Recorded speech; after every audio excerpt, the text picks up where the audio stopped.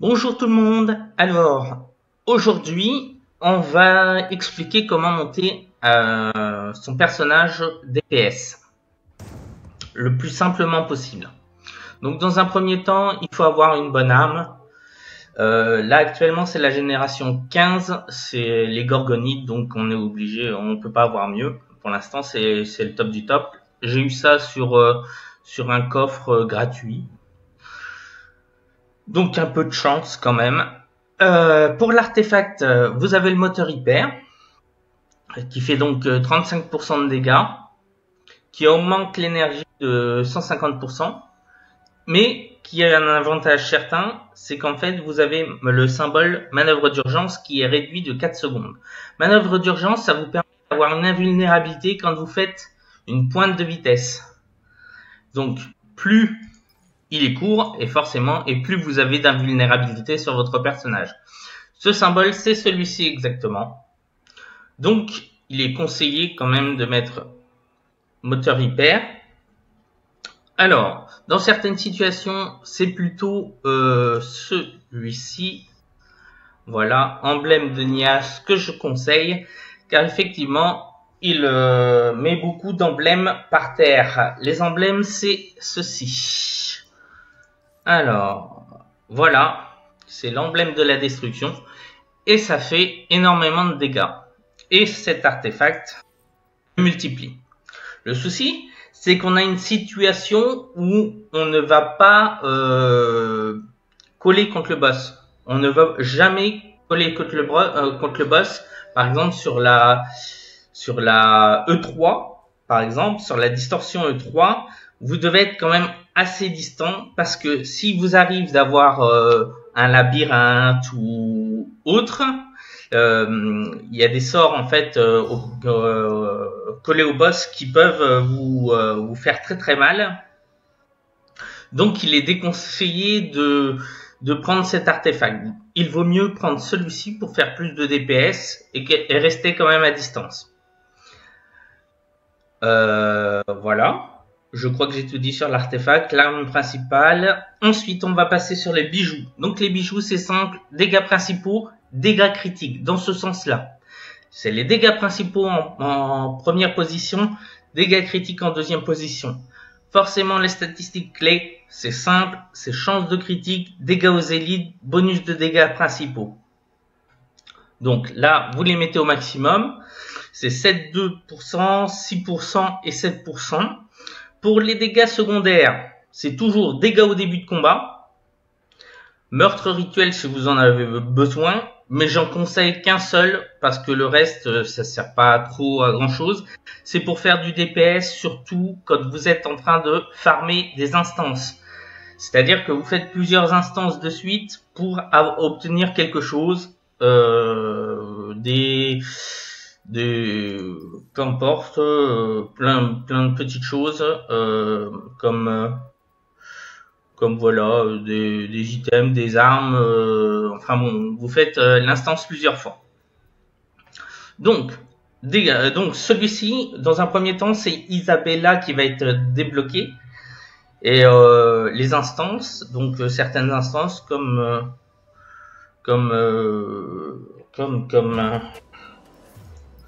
alors, c'est, si je me trompe pas, je vais vous dire ça exactement parce que on va être précis. Alors, les instances, ça va être alors, ils sont voilà, Loenar, voilà pour le premier, d'accord. Donc forcément en mode cauchemar, vous allez avoir l'anneau. Donc voilà, c'est ces instances qui vont être débloquées en premier. Donc Isabella, c'est ceci. Non, mais d'ailleurs. Alors Isabella, que voilà, ça c'est Ophélia. Isabella, voilà. Vous allez avoir ces deux items qui vont être débloqués, ces deux bijoux, pardon, qui vont être débloqués en premier. Donc c'est cela à monter. Sauf qu'en fait, toujours des bugs dans Skyforge. Sauf qu'en fait, vous aurez remarqué que le dégâts principaux et dégâts critiques, en fait, sur l'anneau, Et sur celui-ci, en fait, ce sera dégâts du compagnon et santé maximum. En DPS, on en a strictement rien à foutre de la santé et des dégâts du compagnon. Parce que la santé, si vous jouez bien, en règle générale, vous ne mourrez pas. Donc, la principale statistique que vous allez monter, ça va d'abord être l'anneau et ensuite l'amulette. Dans les secondaires, comme je vous disais, ce sera chance de critique, dégâts aux élites, bonus de dégâts principaux, dégâts au début de combat, ça c'est obligatoire, dégâts aux cibles étourdies, ça c'est obligatoire aussi, meurtre rituel. Donc, voilà. Là, pareillement, donc là vous avez pas le choix, c'est dégâts du compagnon, santé maximum, et donc là dans les statistiques, exactement les statistiques clés, c'est la même chose. Chance de critique, dégâts aux élites, bonus de dégâts principaux.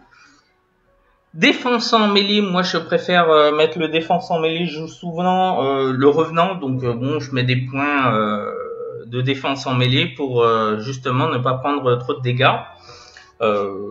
Voilà. Et donc dégâts au début de combat, dégâts aux cibles étourdies. Les principales statistiques, c'est dégâts au début de combat, en tout cas dans les secondaires, et dégâts aux cibles étourdies. Les statistiques clés ne changent pas pour les 4 premiers. Donc là, normalement, vous devriez mettre le courroux des aspects, sauf qu'en fait, moi, je n'ai vraiment, mais vraiment pas de chance. Donc, ça se loot sur le training avatar. Et le problème, c'est que moi, c'est l'enfer complet. Je l'ai fait 288 fois maintenant. Et je ne l'ai toujours pas, alors qu'il y en a qui le font 2 fois, ils l'ont déjà. Bref, donc du coup, il est conseillé de mettre rivalité des aspects. C'est quelque chose que l'on fabrique avec son dieu supérieur, qui est ici. Que je vous dise pas de bêtises, comme ça, c'est précis. Alors, voilà, la divinité, c'est l'aspect de pitié, voilà. Et c'est ici, en fait. Ça vous permet d'avoir des édits qui fabriquent d'autres objets, qui vous permet d'avoir justement ceci. Voilà.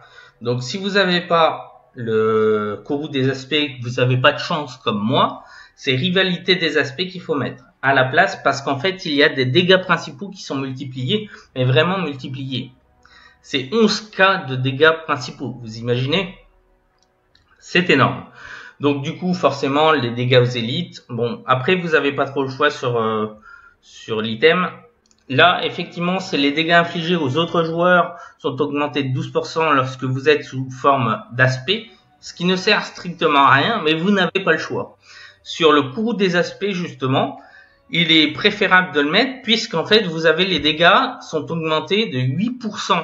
Donc ça vous permet de faire plus de DPS pendant le combat. Et là, ça compte effectivement. Mais il faut avoir de la chance. Voilà. Donc, le bracelet, idem, toujours la même chose. Bon, les premières stats, là, les dégâts critiques et dégâts du compagnon, forcément, vous n'avez pas le choix. Donc, je vous conseille de monter toujours les dégâts critiques. Quand vous avez le choix, par exemple, là, c'est dégâts principaux. Là, vous avez le dégât critique. Vous montez d'abord les dégâts principaux et après, vous montrez les dégâts critiques. Toujours dans le même sens, on réfléchit, on se dit les statistiques prioritaires, ces dégâts principaux, donc on envoie sur les dégâts principaux. Si on doit monter plusieurs objets en même temps, on regarde bien ces objets et on classifie les statistiques. Donc, là, du coup, on a dégâts critiques, dégâts du compagnon, toujours la même chose. Bonus de dégâts critiques, dégâts aux élites, dégâts aux bonus de dégâts principaux, défense à distance, parce que des fois, effectivement, je préfère jouer à distance, surtout sur cette invasion, effectivement, où il y a beaucoup de distance, comme par exemple sur la E1, en règle générale, on joue plutôt distant. Sur la E2, sur la E2, oui, on est distant. Sur la E3, on doit être distant. Et sur la E4, on doit être distant. Ouais, donc du coup, on est tout le temps quasiment distant. Bon, il y a juste sur certaines, sur les instances peut-être et sur les raids. Voilà. Donc là, le saphir, c'est la même chose. Donc vous n'avez pas le choix pour les deux premières. Donc c'est dégâts du compagnon et dégâts principaux. Mais dégâts principaux, c'est ce qu'il y a de prioritaire. Donc c'est un bon item. Mais si vous avez dégâts principaux, dégâts critiques, il sera quand même prioritaire. Donc toujours le chance de critique. Là par contre on va changer les stats. Ça sera bonus de dégâts critiques, bonus de dégâts principaux. Enchaînement d'élimination, oubliez pas. Parce qu'en fait quand vous tuez un personnage, en fait, le fait de le tuer, en fait, ça vous donne un bonus qui vous permet de faire plus de DPS. Donc par exemple, je sais pas, on va donner un exemple sur Aconita. Aconita, c'est l'avatar. Et en fait, il y a des serpents qui peuvent proc si vous vous loupez, si vous faites une bêtise. Donc à partir de ce moment-là, vous tuez les serpents. Dès l'instant où vous tuez les serpents, en fait, vous avez un bonus de DPS juste derrière. Ce qui fait qu'en fait, vous pouvez envoyer votre ulti, le maximum de DPS sur le boss juste après ça. Voilà à quoi ça sert. Donc, dans tous les cas, enchaînement d'élimination, dégâts aux cibles ralenties, bien évidemment. Dès l'instant où les cibles sont ralenties, ça fait plus de DPS. Donc, par exemple, sur les serpents, sur Aconita, dès que vous avez des adds en fait sur votre raid, dans tous les cas, ça fera plus de DPS. Néanmoins, ça ne fonctionne pas sur les boss. Hein. Sur les boss, ça ne fonctionnera pas. Mais c'est la stat la meilleure dans les statistiques secondaires. Et ça vous permettra aussi de farmer.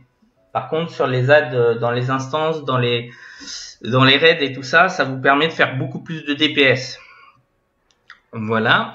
Donc là, vous avez le rubis. Donc c'est dégâts critiques, forcément. Santé maximum, on s'en fiche un petit peu comme je vous le disais. Bon, on va le monter forcément, mais c'est pas une statistique principale. Si vous jouez correctement, si vous êtes vif et réactif, vous n'aurez pas de problème par rapport à ça, par rapport à votre santé. D'accord? Donc enchaînement d'élimination, comme d'habitude. Je vous l'ai expliqué. Dégâts aux cibles ralenties, s'il y a des adds et tout ça. Mobilité après soin. Je préfère changer de statistique et équilibrer un peu tout ça, histoire d'avoir un petit peu plus en fait de mobilité. Si par exemple je suis en difficulté, je me soigne, dès l'instant où je me soigne, ma mobilité est augmentée. Donc ce qui fait qu'en fait, si par exemple je viens de me prendre un coup, je me soigne et là je peux bouger rapidement pour me dégager d'une situation conflictuelle. Vu qu'en fait il y a par exemple vous avez une AOE sous les pieds, il faut bouger très rapidement. Donc là vous vous soignez et hop, vous dégagez tout de suite. Donc vous avez une rapidité de mobilité. Voilà. Ensuite, donc l'émeraude qui ne sert strictement à rien en fait au niveau des termes de statistiques. La preuve, je l'ai même pas monté à fond. Je suis à 73% actuellement. Je m'en bats je m'en fiche un petit peu puisque de toute façon ça ne compte pas dans mes statistiques prioritaires en tant que DPS. Et généralement, je joue très souvent DPS, sauf quand on me demande de jouer support ou tank, spécialement pour des instances un peu plus compliquées. Et il faut être vivant quoi, faut être très réactif. Donc en général, on préfère me le demander à moi ou à d'autres qui sont très réactifs. Voilà. Donc cas particulier. Donc le topaz, là c'est la statistique parfaite, comme celui-ci qu'on a vu tout à l'heure, donc l'anneau. Donc ça c'est les statistiques parfaites. Donc ces deux-là en fait, si vous avez celui-ci et celui-ci, ce sera le raid Ophelia. Et dans ces cas-là, en fait, le topaz est à monter en priorité. Comme je vous l'ai expliqué tout à l'heure, dégâts principaux, dégâts critiques, c'est les statistiques parfaites pour votre objet. Donc toujours la même chose, chance de critique, bonus de dégâts critiques, bonus de dégâts principaux, enchaînement d'élimination, dégâts aux cibles ralenties, défense quand blessé. Donc là, j'ai mis un peu de défense, histoire d'équilibrer un petit peu tout ça, pour qu'en fait, quand je prends un coup, je puisse en fait me dégager sans que ma vie descende trop vite. Voilà, je crois que je vous ai pas mal dit de choses. Ensuite, donc, on va voir les symboles, effectivement. Donc, les symboles, ce sera emblème de la destruction. Effectivement, ça fait plus de dégâts. Dans certains cas particuliers, on vous demandera plutôt de mettre celui-ci. Mais il faut que tout votre raid mette le même symbole. Ça permet de soigner tout le monde. D'accord? Par exemple, sur la E3, où on prend beaucoup de dégâts, vraiment beaucoup de dégâts, il y a des tremblements de terre, il y a beaucoup de choses qui vous fait perdre de la vie. Donc cet emblème de la pitié sera conseillé par exemple en E3, où vous pourrez reprendre de la vie en fait pour tout le groupe. Pour celui qui a le moins de vie, en fait, il va récupérer de 5%. Donc c'est quand même pas mal. Donc, mais il faut que tout le monde le fasse. En sachant que de toute façon, en général, sur E3, vous êtes distant. Donc l'emblème de la destruction ne sert pas à grand chose. Moi, je le fais, mais c'est très rapide parce qu'en fait, il faut pas trop s'approcher du boss parce que vous pouvez avoir des stacks qui pourraient vous tuer. Rapidement, c'est les stacks normalement des tanks. Voilà. Donc ensuite, forcément, on a manœuvre d'urgence, esquive, et je vous les ai expliqué par rapport à l'artefact de tout à l'heure, qui est celui-ci. Donc moteur hyper, d'accord. Et ensuite, forcément, on aura intervention divine. Ça vous permet d'avoir une invulnérabilité si vous prenez un gros coup d'un boss. En règle générale, vous prenez pas de petits coups, petits coups, petits coups. Donc, voilà, c'est celui qui est le meilleur. Néanmoins, sur certains boss, en fait, on peut mettre coquille de protection. Coquille de protection qui sera bien, même voire très bien, parce qu'il est boosté seulement dans le cas où il est boosté par votre dieu supérieur. Donc le dieu supérieur, on y retourne, c'est celui-ci. Voilà, les dieux supérieurs. Excusez-moi. Donc, voilà, les dieux supérieurs. Donc, je crois que c'est dans c'est pitié, bouclier instable et coquille de protection. Voilà, vous avez 60% de protection en plus. Parce qu'en fait, voilà, dans votre dieu supérieur, donc, ça vous permet d'augmenter la coquille de protection. Donc, ce qui fait qu'en fait, il peut être très utile sur des boss où vous prenez de petits dégâts. Voilà, ensuite tout de suite technique affinée. Donc là il n'y a pas trop le choix. Si vraiment vous avez beaucoup de mal avec la survie, je vous conseillerais barrière de réflexion. Mais en DPS, en tant que DPS pur, c'est pas conseillé pour faire du DPS. Si vraiment vous êtes en difficulté, barrière de réflexion. Mais dans 99%, il vaut mieux mettre technique affinée. Voilà pour le mode ici. Le mode Berserker, c'est simple. Vous mettez le mode Berserker si personne ne met celui-ci. Donc mode soutien. Si tout le monde a mis mode soutien, effectivement, il est plus opti le symbole. Le problème, c'est que souvent les joueurs jouent un petit peu pour leur gueule. Donc du coup, on perd un petit peu de DPS avec le mode Berserker.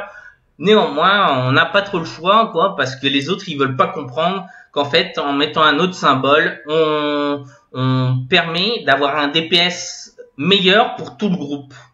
Voilà. Donc ce sera en DPS mode Berserker ou mode soutien. Si tout le groupe là. Là, il n'y a pas à tergiverser réellement. C'est éveil de la puissance sur un combat long. En fait, c'est ce qu'il y a de mieux. Et effectivement, les distorsions sont assez longues sur les distorsions E et sur Akonita, donc l'avatar. Donc dans tous les cas, ce sera éveil de la puissance sur cette invasion. Ensuite, celui-ci est un petit peu plus discutable. C'est un peu compliqué.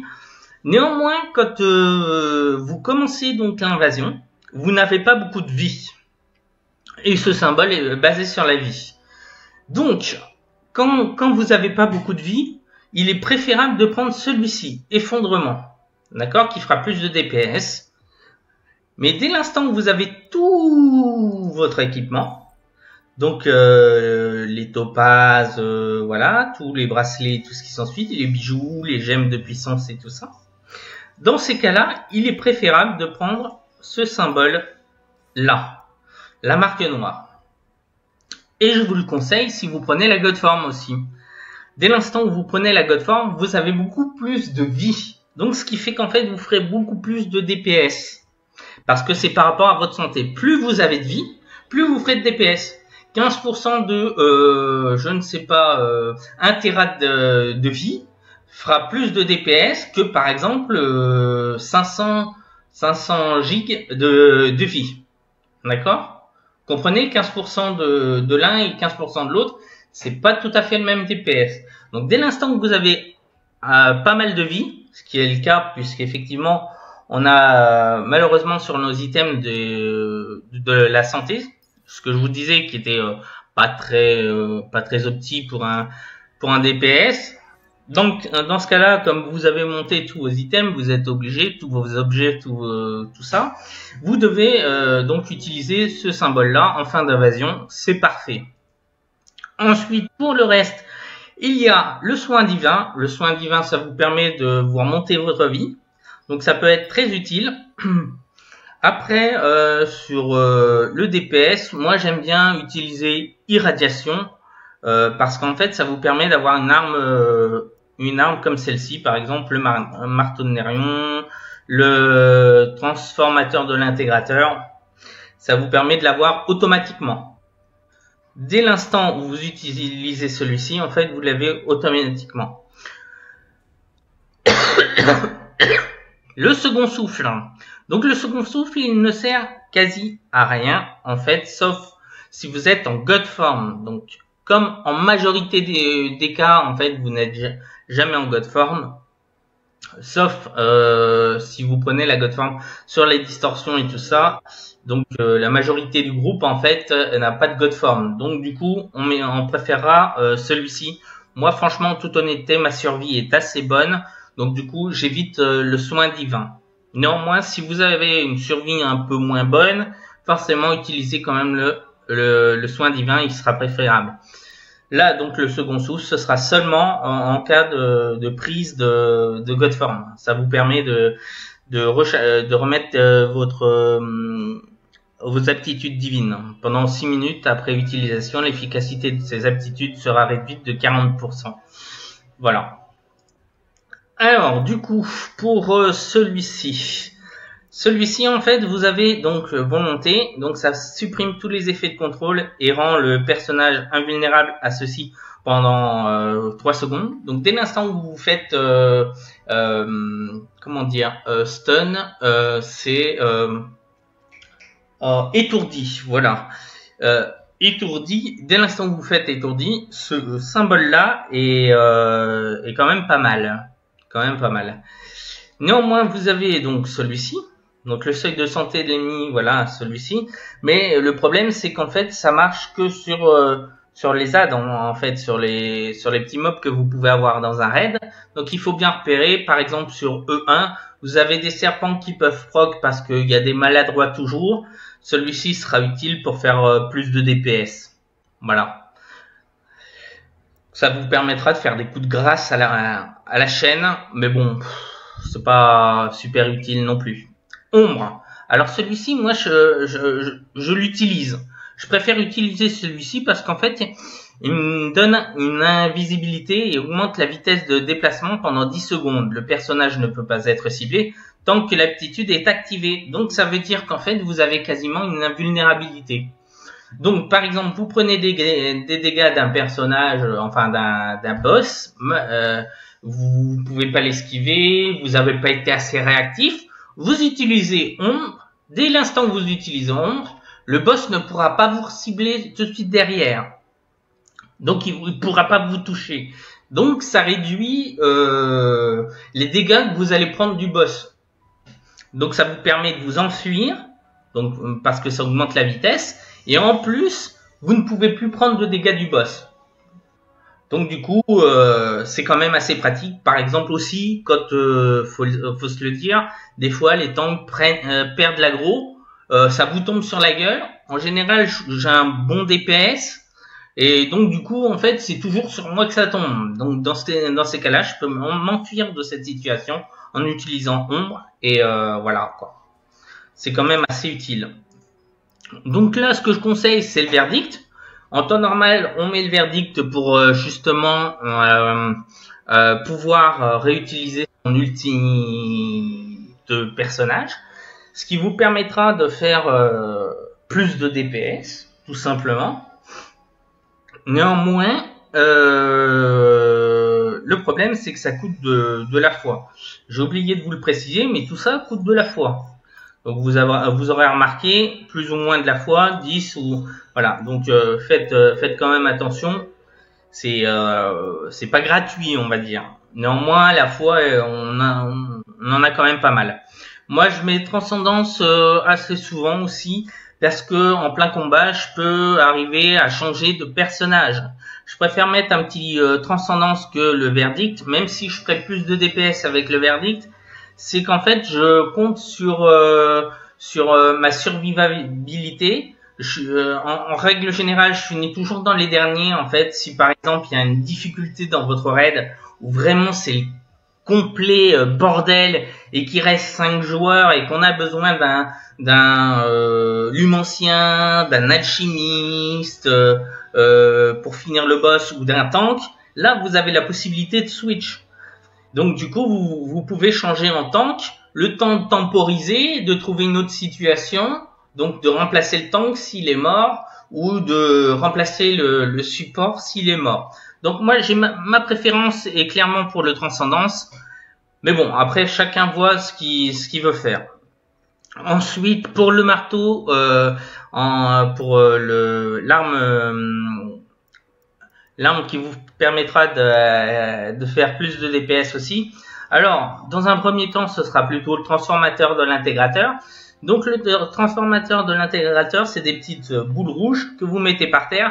Le problème, c'est qu'il faut les lancer. Donc, il faut être bien droit, bien en ligne pour arriver à toucher le boss. Donc, vous mettez effectivement loin. Et dans ces cas-là, en fait, vous mettez vos boules et en fait, vous visez le boss. Mais il faut le toucher. Donc, c'est un petit peu compliqué. Ça, c'est la méthode pour faire un maximum de DPS. Néanmoins, si vous avez un petit peu de difficulté, vous pouvez mettre vos boules au corps à corps avec le boss et vous reculez très rapidement pour laisser les boules si le boss ne bouge pas trop et tout ça, ce qui fait qu'ils vont exploser tout seuls et ça fera quasiment le même DPS.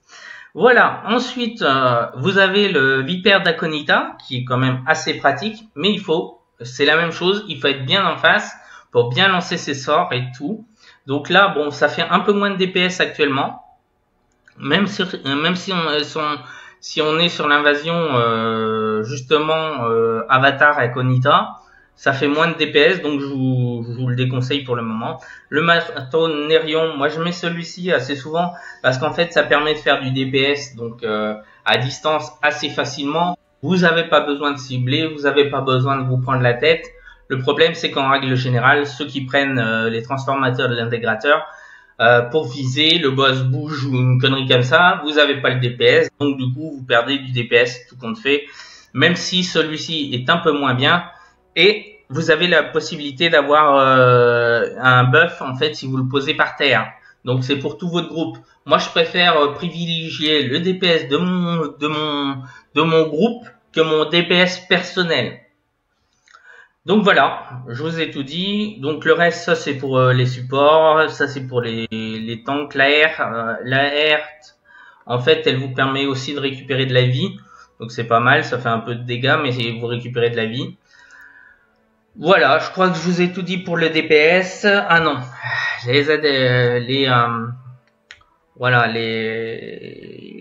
comment dire, les adeptes avec les amulettes. Donc privilégiez en premier ces modificateurs de dégâts de base parce que ça fera monter votre dégâts principaux. D'accord? Donc ce qui est la principale stat. Donc tous quasiment faut mettre modificateur dégâts de base dès l'instant où vous avez la possibilité de mettre mieux, en fait, si vous voulez. Par exemple, sur cet item-là, j'ai mis modificateur de dégâts critiques. J'ai pas trop le choix. J'ai pas beaucoup de chance sur les amulettes et tout ça. Donc pour les adeptes. Donc du coup, dégâts critiques, c'est ce qu'il y a de mieux après dégâts principaux. Donc enfin dégâts de base. Donc du coup, je mets dégâts critiques quand j'ai pas trop le choix, quoi. Quand j'ai un item moins bon, ben ça sera dégâts critiques. Néanmoins, vous devez mettre modificateur de dégâts de base partout. Maintenant. Donc là, moi c'est modificateur dégâts de base. Donc la stat maximum c'est 500. Malheureusement, moi je suis à 300. Mais bon, je me débrouille quand même pas mal. Voilà, modificateur dégâts de base. Donc partout. Et là, effectivement, j'ai trouvé celui-ci. Donc là, le modificateur de dégâts critiques, forcément, fait plus que l'autre. Par exemple, j'ai certainement un modificateur de dégâts de base, mais à 150 dans mes sacs. Alors que là, c'est quand même du 500. Donc le bonus comparé à la stat, en fait, est plus gros. Est largement plus gros. Donc il est préférable quand même de mettre du dégâts critique. Voilà. Mais c'est dégâts de base normalement.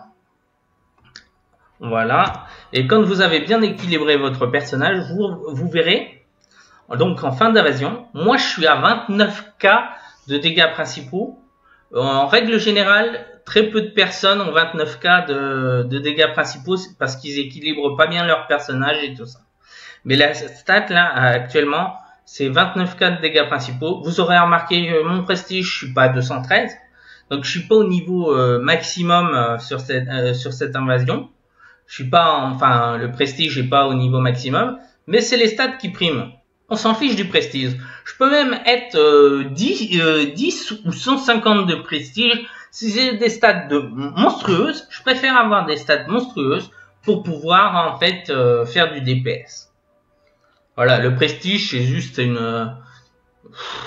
c'est juste pour faire joli, quoi. Pour faire les malins en disant, moi, je suis haut en prestige, voilà, c'est tout. Donc la statistique secondaire, ce sera les dégâts critiques. Vous aurez remarqué que je suis à 22k, ce qui est une très bonne statistique. Donc du coup là, 29k, 22k, et forcément le dégât du compagnon où j'ai pas trop le choix, où je serai à 21k. Néanmoins, c'est pas une stat principale, mais ça pourra vous servir sur votre support, comme le Livebender, donc l'humancien, pardon, et l'alchimiste. Voilà, donc forcément les dégâts code totaux, le bonus de dégâts santé, voilà. Donc vous voyez toutes mes stats.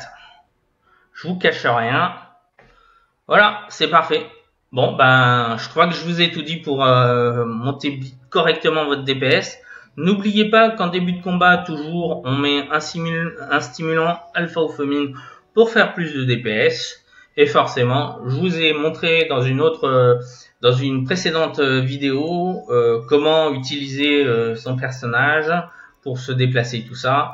Donc les erreurs à ne pas faire. Donc quand vous prenez par exemple le transporteur expérimental, c'est celui-ci qu'il vous faut parce qu'en fait il a plus de santé. Vous avez vu en fait